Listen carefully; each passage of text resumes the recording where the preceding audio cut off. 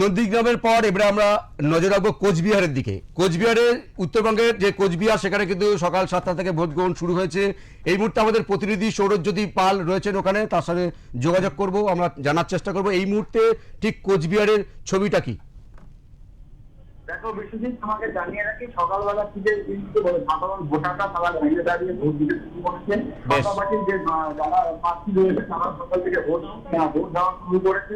কোচবিহারে এখনো পর্যন্ত অসুবিধার কোনো ঘটনা ঘটেনি, কিন্তু দু এক জায়গায় ইভিএম খারাপের অভিযোগ এসেছে এবং সেই অভিযোগ পাওয়ার সাথে সাথে এই দিনগুলো তড়িঘড়ি ঠিক করা হয়েছে এবং ভোট প্রক্রিয়া শুরু হয়েছে। বেশ, তোমার কাছে একটা বিষয় আমি জানতে চাইছি যে সাধারণ মানুষ যারা ভোট দিতে আসছেন বা যারা ভোটার, তারা কি নির্বিঘ্নে শান্তিপূর্ণ ভয়ে কি তারা ভোট কেন্দ্রে আসতে পারছে, এটা কি নিশ্চিত করছে কেন্দ্র বাহিনী? দেখো, চারিদিকে কেন্দ্র বাহিনী মোতায়েন করা হয়েছে, প্রত্যেক বুথে সিভিল বাহিনী মোতায়েন করা হয়েছে এবং সাধারণ ভোটাররা তারা কিন্তু নির্বিঘ্নে ভোটের লাইনে দাঁড়িয়ে পড়ছে। দেখো, কোচবিহার কিন্তু বারবার কিন্তু খবরের শিরোনামে উঠে আসে। আমরা দেখেছি যে এই কোচবিহারে কিন্তু অতীতের যে নির্বাচনগুলো, সেখানে যে অভিজ্ঞতা সেটা কিন্তু ভালো নয় নির্বাচন কমিশনের ক্ষেত্রে, সাধারণ মানুষের ক্ষেত্রে। আজকের যে সকাল 7টা থেকে ভোটটা শুরু হলো, এবারে তোমার যে ছবিটা সেখানে কি মানে যারা প্রার্থী রয়েছেন তারা কি মনে করছেন যে ভোট যে প্রক্রিয়া সেটা কি তারা সন্তুষ্ট? দেখো, বিগত নির্বাচনগুলোতে কোচবিহারে বারংবার টাইম লাইন থাকে, কোচবিহারে গন্ডগোলের সৃষ্টি থাকে। এই বছর কিন্তু এখনো পর্যন্ত সেরকম কোনো ঘটনা ঘটেনি। সাধারণ মানুষরা তারা ভয় কাটিয়ে ভোটে লাগলে দাঁড়িয়ে আছে, দাঁড়িয়ে ভোট দিতে শুরু করছে। একদম। দেখো, এই যে কোচবিহারে কিন্তু নির্বাচনের প্রচারে বা তার আগে আমরা দেখেছি যে শুভেন্দু অধিকারী তিনি কোচবিহার সফরে গিয়েছিলেন, কিন্তু তিনি বারবার যে অভিযোগটা করেছিলেন কোচবিহারে গিয়ে তিনি কিন্তু আক্রমণের মুখে পড়েছিলেন। এই যে ঘটনাগুলো ঘটেছিল, শুভেন্দু অধিকারী তিনি প্রাণনাশের পর্যন্ত অভিযোগ করেছিলেন উদয়ন গুহর উপরে।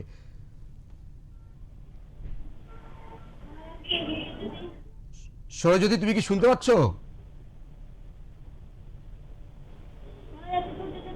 সরস্বতী, তুমি কি শুনতে পাচ্ছ আমার প্রশ্ন? শুনতে পাচ্ছ? যোগাযোগ বিচ্ছিন্ন হয়ে গেছে। আমরা পরবর্তী সময় অবশ্যই করে আমরা কোচবিহারের যে ছবি সেটা আপনাদের সামনে তুলে ধরবো। এই মুহূর্তে আমাদের প্রতিনিধির সঙ্গে যোগাযোগ বিচ্ছিন্ন হয়েছে। তবে কোচবিহারের যে ছবিটা সেটা কিন্তু আমরা সকাল থেকে আপনাদের সামনে তুলে ধরছি এবং প্রত্যেকটা মুহূর্তে আমরা তুলে ধরবো। কোচবিহারের উদয়ন গুহ এবং নিশীথ প্রামাণিকের যে বাগবিতণ্ডা বা তাদের রাজনৈতিক যে দৌরত্ব সেটা কিন্তু বারবার সামনে এসেছে, খবরের শিরোনামে এসেছে।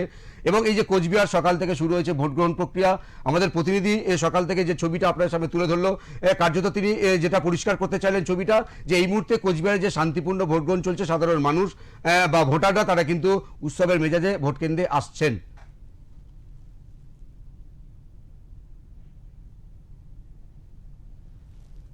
এই মুহূর্তে আপনারা দেখছেন কোচবিহারের সেই ছবি। কোচবিহারের যে আমাদের প্রতিনিধি সৌরজ্যোতি পাল আমাদের প্রতিনিধি তুলে ধরেছেন সেই ছবি।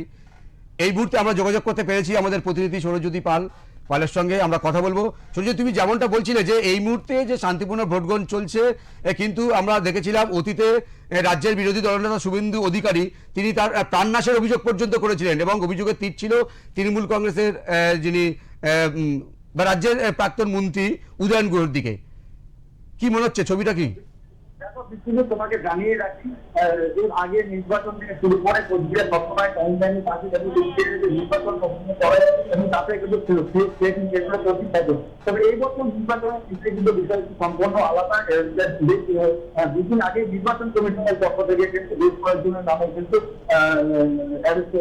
জারি করা হয়েছিল। এরকম তার মধ্যে কিন্তু কোচবিহার দক্ষিণ বিধানসভা কেন্দ্রের অভিষিক্ত উদয়ন গুহরের নামও কিন্তু রয়েছে। অর্থাৎ এই ইলেকশন কমিশন বা নির্বাচন কমিশন যেভাবে ভোট প্রক্রিয়া করছেন তাতে কিন্তু 5 থেকে শুরু করে বেলা সাধারণ ভোটার তারা কিন্তু নির্বিঘ্নে ভোট দেওয়ার চেষ্টা করছেন এবং সরকারি ক্ষেত্রে অর্থাৎ তৃণমূল কংগ্রেসের পক্ষ থেকে তৃণমূলের যে কর্মী সমর্থকরা যারা আছে তারা প্রত্যেকবার এই কোচবিহারকে টাইমলাইনে রাখার চেষ্টা করে, অর্থাৎ বোমবিং থেকে শুরু করে বন্দুকবাজি কেন্দ্রীয় যে কাজগুলো করে তারাও কিন্তু এবার যথেষ্ট ভয় এবং আতঙ্কে রয়েছে যে কোনো মুহূর্তে অ্যারেস্ট করা হতে পারে। অর্থাৎ এই যে ভয়গুলোর পক্ষ থেকে ভয়ের কারণগুলোর জন্য কিন্তু প্রত্যেকেই কিন্তু এবার কিন্তু এখন পর্যন্ত কিন্তু তাদের মাঠের রাস্তায় ঠিকঠাক ভাবে দেখা যাচ্ছে না। ফলে অশান্তি এবং অপ্রীতিকর ঘটনা কিন্তু এখনো পর্যন্ত কোচবিহার কিন্তু করছে না। দেখো, তোমার কাছে আরেকটি বিষয় আমি জানতে চাইছি যে অতীতে আমরা দেখেছি একাধিকবার অভিযোগ সামনে এসেছিল যে কেন্দ্রীয় বাহিনী থাকেন কিন্তু নামমাত্র, এই কেন্দ্রীয় বাহিনীকে কার্যত পরিচালনা করে রাজ্য পুলিশ, সেক্ষেত্রে কেন্দ্রীয় বাহিনীর নিষ্ক্রিয়তার একটা অভিযোগ সামনে আসতো।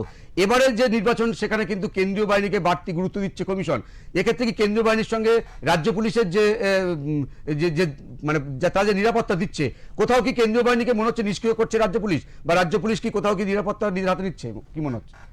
তারপর এবার প্রত্যেক বছর যে কেন্দ্রীয় বাহিনী যেভাবে পাঠানো হয় এবারে এবারও সেভাবে পাঠানো হয়েছে, বরঞ্চ এবার বেশি সংখ্যায় কেন্দ্রীয় বাহিনী পাঠানো হয়েছে।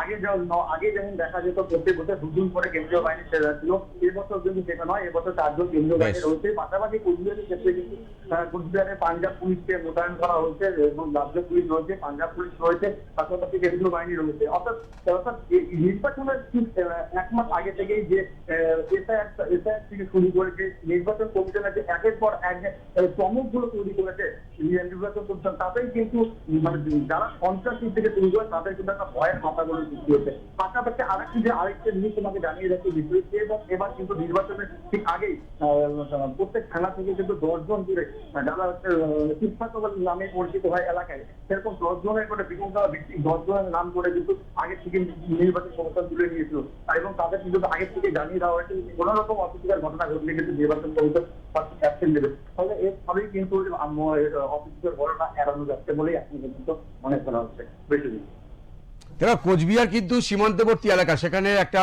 অশান্তির একটা আশঙ্কা থেকেই যায়, সেক্ষেত্রে যে নিরাপত্তার ছবিটা তোমার কি মনে হয় এই মুহূর্তে কি আঁটাসাঁটা রয়েছে? দেখো এখনো পর্যন্ত যে রয়েছে আতঙ্কই করা হয়েছে, এবং সীমান্তবর্তী যে এলাকা রয়েছে এবং সেখানে নিরাপত্তা যথেষ্ট আতঙ্ক করা হয়েছে। এখন পর্যন্ত সেখানে ছিল কোন রকম অপ্রীতিকর ঘটনা ঘটেনি। তবে এখন মাস এখন 9টা 30 সকাল 9টা 30 সময়ের সাথে সাথে কি পরিস্থিতি দাঁড়ায় এটাই দেখবো আমরা। আপাতত তোমাকে ধন্যবাদ, তুমি আমাদের পরবর্তী সময় আপডেট দিতে থাকো। আমাদের সঙ্গে ছিলেন আমাদের প্রতিনিধি কোচবিহার থেকে সৌরজ্যোতি পাল। তিনি যেটা তুলে ধরলেন ছবিটা, যে সকাল থেকে 7টা থেকে ভোট গ্রহণ প্রক্রিয়া শুরু হয়েছে কোচবিহারের বিভিন্ন বুথে। তবে নির্বাচন কমিশন যে নিশ্চিত করতে চাইছিল কেন্দ্রীয় বাহিনী এবং রাজ্য পুলিশের যৌথভাবে কিন্তু নিরাপত্তা নিশ্চিত করতে তারা সক্ষম হয়েছে। তবে এই মুহূর্তে কোনো অপ্রীতিকর ঘটনার কোনো খবর এই মুহূর্তে আমাদের কাছে এসে পৌঁছায়নি কোচবিহার। তবে অতীতের যে ঘটনা, কোচবিহার কিন্তু একাধিকবার আমরা দেখেছি খবরের শিরোনামে এসছে, যেহেতু কোচবিহার একটি সীমান্তবর্তী একটা জেলা, সেখানে অশান্তির একটা আশঙ্কা অনেকে করেছিলেন। তবে এই মুহূর্তে কিন্তু সকাল থেকে শান্তিপূর্ণ বা উৎসবের মেজাজে গণতন্ত্রের যে উৎসব বারবার বিরোধীরা বা সরকার বলছেন, নিশ্চিত করার চেষ্টা করছেন কেন্দ্রীয় বাহিনীকে দিয়ে নিরাপত্তা যাতে সুনিশ্চিত করা যায় এবং উৎসবের মেজাজে যাতে গণতন্ত্রের উৎসবে সাধারণ ভোটাররা তারা যেন সামিল হতে পারে।